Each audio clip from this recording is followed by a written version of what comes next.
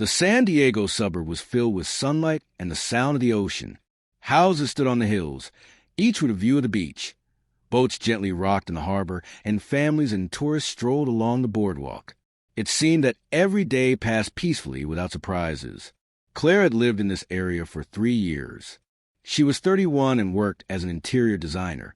Her husband, Kyle, was an entrepreneur who often traveled for business for weeks at a time. Claire had grown used to solitude, but in recent months it had become almost unbearable. One summer morning, a new neighbor moved in across the street, Luca, a writer, who had recently relocated from New York. He was alone, about 35 years old, with thoughtful eyes and a calm voice that immediately drew Claire's attention. There was something magnetic about him, as if he could see people's true essence. Their first meeting happened by chance. Claire helped Luca repair the door of his house after he moved in. Their conversation was light and friendly, but it left a lingering sense of tension and intrigue that was hard to ignore. From that day on, their encounters became more frequent. During morning runs at the local cafe, near the mailboxes. At first, they exchanged smiles and brief words, then began to talk for longer periods. Claire realized her heart had started to anticipate these moments with eager expectation. But along with this grew a strange sense of unease. She knew she was being drawn towards something forbidden, and the more they interacted, the stronger that feeling became. Summer evenings in San Diego were warm and gentle, filled with a scent of salt and fresh ocean air. Claire often went for a walk along the boardwalk after work to clear her mind and escape the empty apartment walls that constantly reminded her of Kyle's long absences. Luca loved those evenings, too. He often ran into Claire at the local cafe or on the beach. Their conversations began simply books, movies, the weather, but gradually shifted to more personal topics, dreams, the past, thoughts about life and solitude. "You often walk alone?" Luca asked one day as they strolled along the deserted boardwalk. "Yes," Claire replied, slightly embarrassed. "Sometimes I just want to think, hear the ocean, feel that the world is big, and that I'm not completely alone." "I understand," he said quietly. "Sometimes solitude helps you understand yourself, but sometimes it becomes heavy, almost unbearable." Claire listened, feeling something stir inside her. His words reached deep, making her heart beat faster, while simultaneously filling her soul with unease. She knew her attachment to him was growing, yet she was afraid to admit it to herself. That evening, as the sun set on the horizon, painting the sky in golden and purple hues, they sat on a bench, watching the waves. The silence between them was charged, light, yet palpable. "You," Claire began, but couldn't finish her thought. "What?" Luca asked softly, leaning slightly toward her. She looked away, realizing that each conversation was drawing her closer to something forbidden. And though she tried not to think about the consequences, a voice inside whispered, "This is only the beginning." These evenings became a small escape from reality for Claire, a place where she felt alive. But along with this, a sense of unease grew.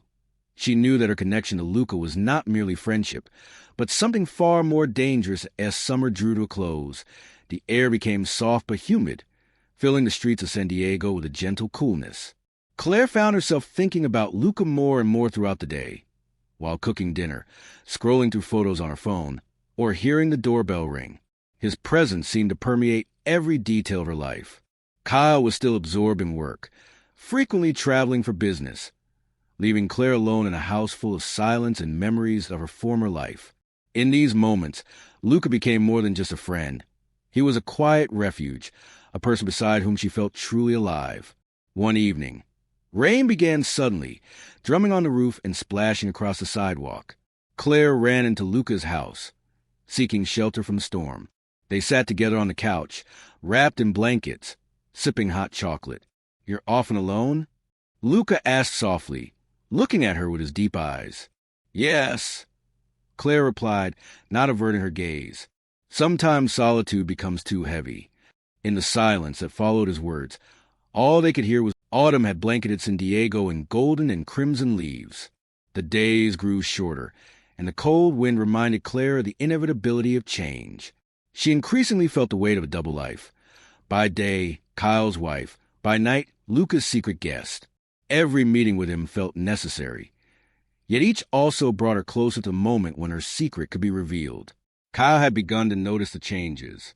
He didn't speak directly, but his attention to detail had sharpened. Claire's sudden errands, her delays, the phone that now more often lay face down. He remained silent, but his silence was unsettling, filled with suspicion. One evening, when Claire returned home after seeing Luca, Kyle met her at the living room doorway.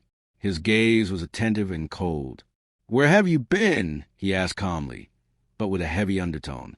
"At a friend's," Claire mumbled, feeling her heart tighten.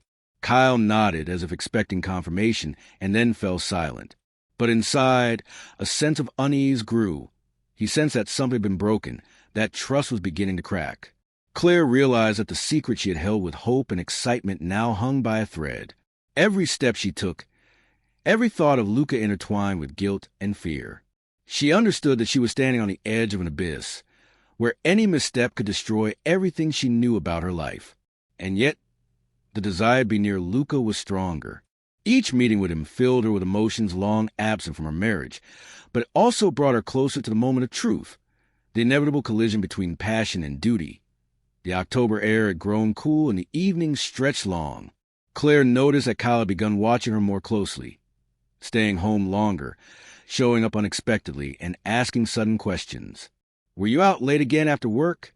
he asked quietly one day as Claire returned from a trip to the store.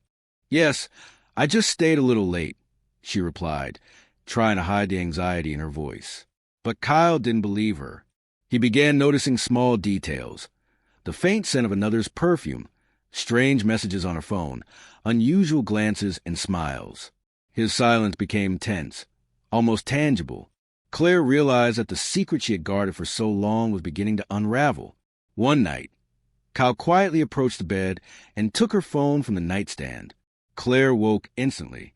Their eyes met in the darkness, and in hers he saw the fear, the kind that cannot be hidden. "Claire," he whispered softly, "you're hiding something." She didn't know what to say. The words stuck in her throat. In that moment, she realized that the life she knew was collapsing. The house that had once felt safe now seemed like a cage. Each meeting with Luca had now become both a desire and a danger. Claire felt that she was standing on the edge, and any wrong move could destroy everything she had. Fear and passion intertwined, leaving her with the sense that her life was about to change forever. In early November, the evenings grew long and the cold wind from the ocean cut to the bone. Claire felt that the secret she had been living with for months could be exposed at any moment, and that moment arrived suddenly. One evening, when Claire went to Luca's to spend a usual night together, there was a knock at the door. Her heart tightened. She opened it and saw Kyle. His face was grim, his eyes full of pain and anger, and his hands were clenched into fists. "So this is where you are, Claire," he said quietly, but his voice sounded like a verdict. Silence fell over the house. Luca cautiously rose from the couch, trying to understand what was happening. "Kyle, it's not what you think," Claire began, but the words caught in her throat. "No," he interrupted, his voice trembling. "I saw everything." The emotions Claire had tried to hide erupted. Kyle stepped toward Luca, and the tension became almost tangible. Only Claire's cries stopped him. "Please," she begged, feeling her world collapsing around her. But it was too late. The secret had been revealed. Kyle stepped back, looking at Claire with cold resolve. "You're dead to me, Claire," he said quietly, almost in a whisper. "Dead." He left, leaving Claire on her knees in Luca's living room, surrounded by the soft glow of the lamp and falling shadows. In that moment, Claire realized that her double life was over, and everything she knew about herself and her family was destroyed. December brought with it cold and emptiness. Kyle filed for divorce. Claire had lost her husband, the person with whom she had shared years of her life, and at the same time, Luca, who said he wasn't ready to completely ruin his own life. Neighbors who once smiled at her in the street now walked past without noticing. Friends disappeared, as if they had never existed. Even the city that had once felt familiar and cozy now seemed foreign and cold. Claire was left alone.